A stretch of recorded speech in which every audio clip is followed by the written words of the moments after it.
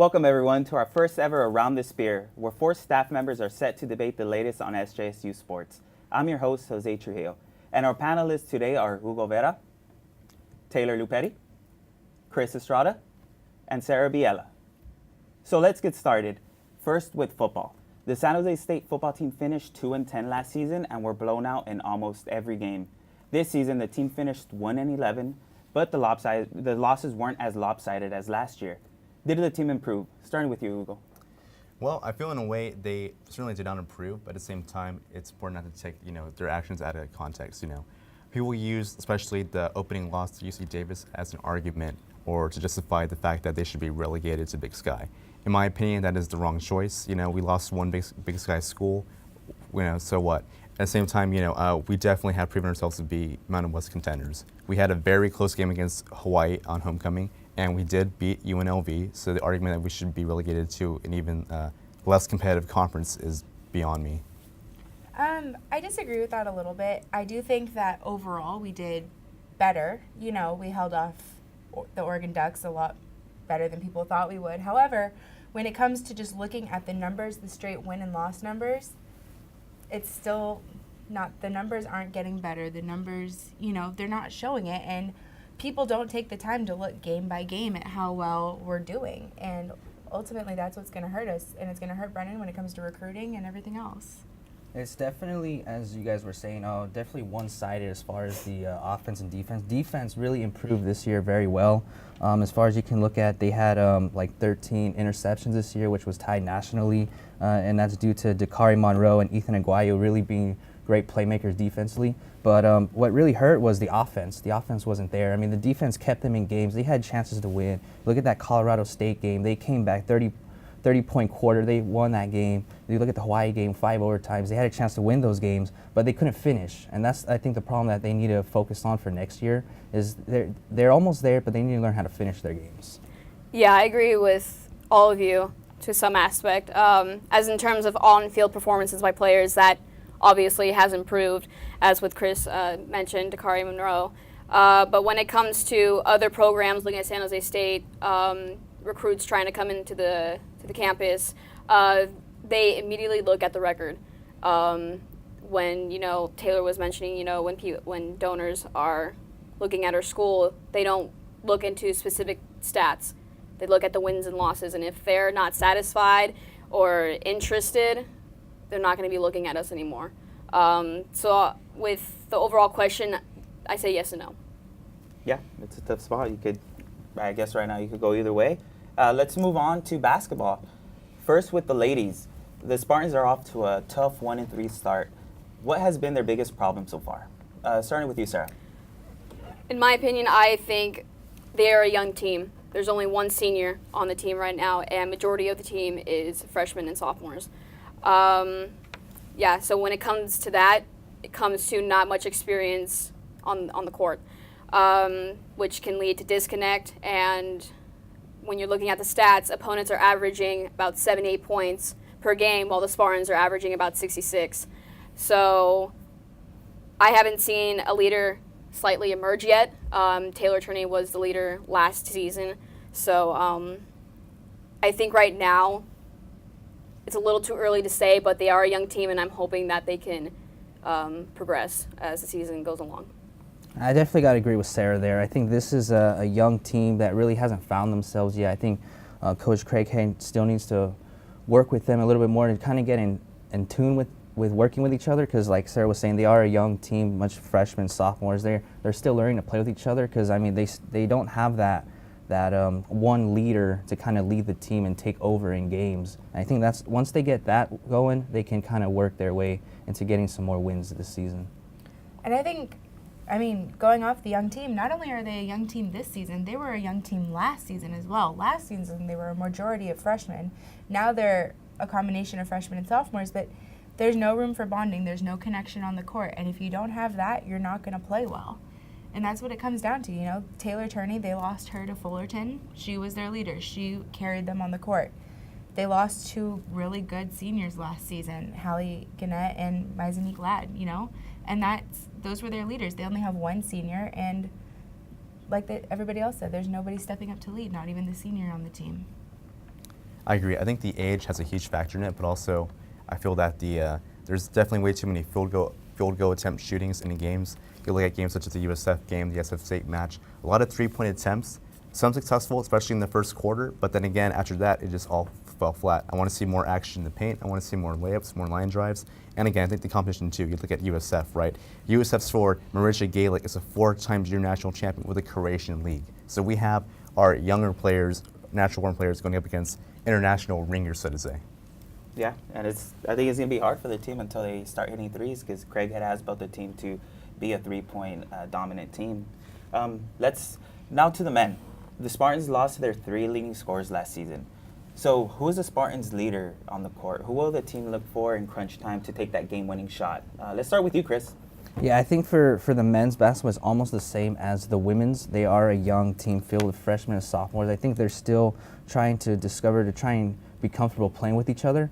And as far as like being a leader goes, I mean, you can go with like Michael Stedman or Christian Anigwe. They've really been stepping up, putting up points this year. But I think they really need to work together, because they've definitely had more improvement this year as opposed to last year. I mean, again, they're just like with football, they have a second-year coach as well, so they're still learning to work with the coach. But I mean, they've had close games this year that were winnable, and they just couldn't quite finish. But as soon as they can work that out, I think they can definitely get more wins than last year, definitely. I think that the title's up for anybody to be the leader. I mean, like everybody said, it's a young team. There's no person that's truly emerged yet. So I think it's anybody's opportunity to step up on the court and show what they're made of and be the leader of the team. I do think potentially Seneca Knight could be the one that we're looking to. I need to see more of him, but from what I have seen, I think he's a good contender. Definitely. I mean, this new roster led by John Pirlo is one of the most, in my opinion, the most selfless and humble rosters you can think of. You know, Michael Stedman, Ray Ivey, amazing in the 3-point game. Michael Bauman, amazing in defense. At the same time, you can tell too that these players are not really caring about, setting up personal records every night. You look at Ray Ivey and Michael Stedman, the camaraderie is there, and they, win or lose, they're very, they carry the weight equally. As all of you said, I agree with you in some way, but I am going to single out one player, and I think that is Michael Stedman. I think the transfer junior is proving himself to be the leader of the team, even though he's coming in as a transfer and it's his first season as a Spartan. He has no problem making his way to the bucket. He is good at drawing fouls. He leads the team in rebounds and blocks. So I think he is being that voice in the locker room, as well as maybe some of the other players, but I think his voice is being heard like the most. Okay, quickly. Over under last year's win total of 4. Hugo, starting off. I think over. I'm looking forward to seeing a lot more field goal attempts. I think the layup game is improving, especially we saw in Santa Clara. Obviously the first half, lead was blown, and then second half proved very arduous, getting around, players such as the Santa Clara offense. But I think, Ray Ivey shows potential, so I think over 5. I think it's going to be over. I think, they're young, but they have good talent on the floor, and I think that can help. They'll find the connection, and they'll find their way. I got to agree also. I think they're going to get over their win total of last year, and that's because I think I've seen a lot of improvement this year. Like already they've had close games where even late in the second half they've had leads, and they just haven't been able to finish the games. They blow the leads, but they show that they can definitely get those wins. They can continue to work on that. Yeah, it looks like we have a clean sweep because I think they're going to be over. The connection is definitely building. I can see that. I think their time in the Bahamas has helped, even though they were 0-3 on that in that kind of tournament. But yeah, I do see them being over their win total, and I actually see them hopefully in the top 5 of the conference towards the end of the season. Okay. So let's move on to a more successful program, the women's soccer.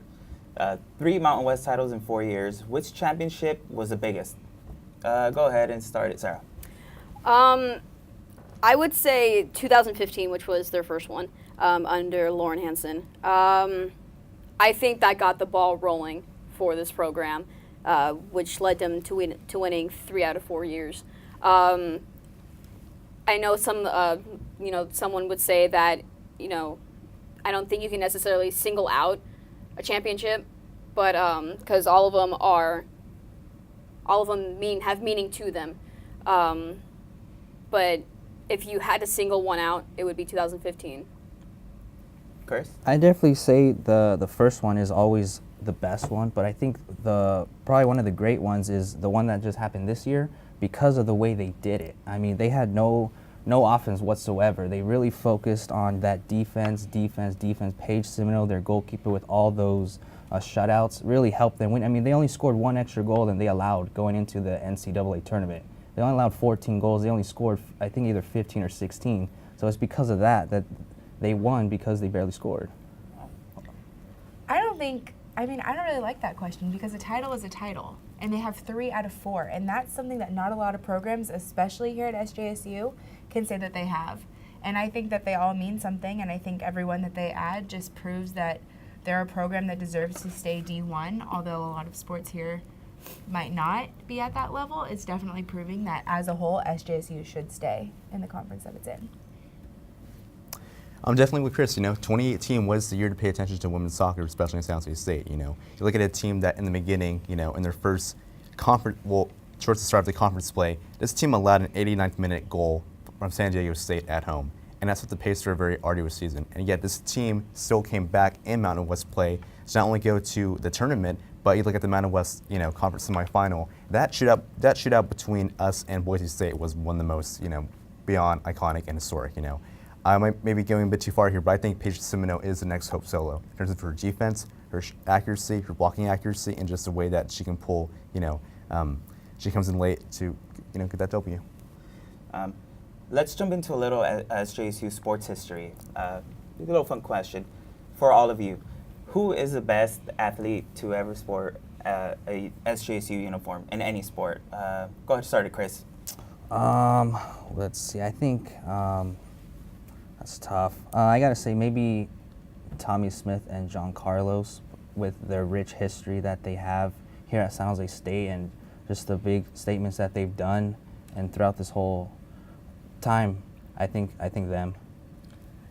Yeah, I had that too. Going for the obvious, we just celebrated their 50-year anniversary. It was a huge thing. It's recognized by people across the world. Who was it that dressed up like Tommy Smith for Halloween? Wasn't it like Jay-Z? Jay-Z. Yeah, that's recognized by celebrities. It's not a little thing that goes unnoticed. Not to say that they're the best athletes in our history, but I think the most well-known, the most influential. Memorable. I think that carries more than stats that people had once they left SJSU. I think humanitarian goes further.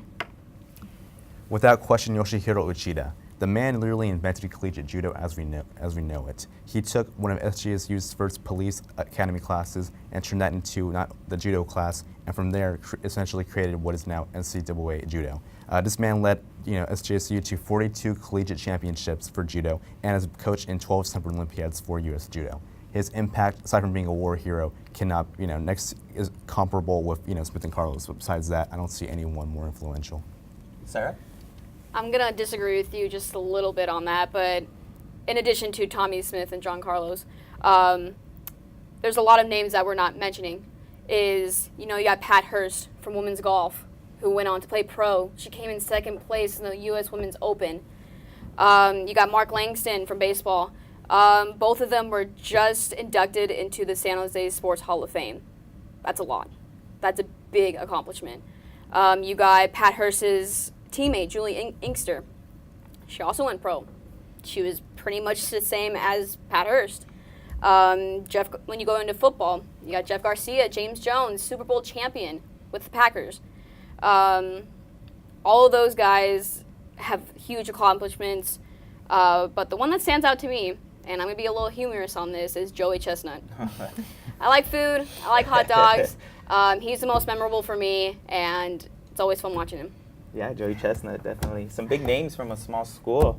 And that will do it for our show. Thanks for tuning in, and remember to follow us on Twitter at @TheSpearSJSU or online at thespearsjsu.com for the best coverage of all SJSU sports.